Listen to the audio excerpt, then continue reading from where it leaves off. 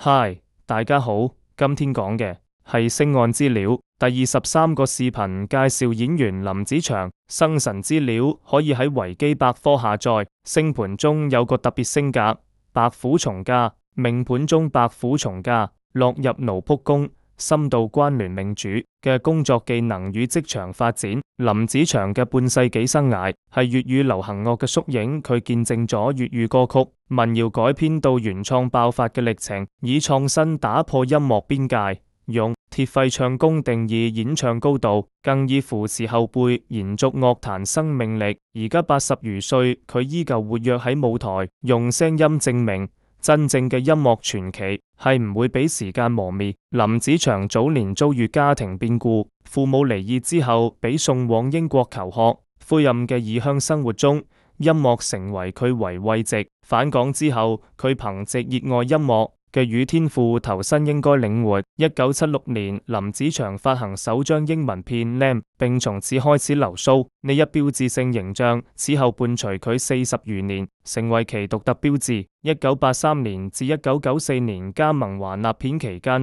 林子祥迎來事業巔峰。佢大膽突破粵曲，字正腔圓傳統束縛，為敲樂感靈活校讀，尤其係高音區，以真音強勢爆發，容易去到 D5 或者 C5 音域，以此形成獨樹一幟嘅鐵肺風格，成為其區別於其他歌手嘅核心特色。呢一時期，佢作品兼具激昂與深情，真的漢子詮釋男人人性，最愛是誰道盡情感煩亂，成為唔同年代聽眾嘅集體記憶。情感生活備受爭議嘅兩段婚姻，林子祥嘅情感生活曾枕住備受外界關心，主要經歷兩段關鍵婚姻與吳正元嘅婚姻，兩人因音樂事業結緣，婚姻維持得好多年，並育有啲仔女。吳正元係佢事業初期嘅伯樂，幫佢度過從業起步階段，後因情感疏離走向婚姻終點。與葉敏嘅婚姻，葉敏曾受林子祥音樂指導後，兩人產生情愫。1992年，葉敏喺頒獎禮上公開向林子祥告白，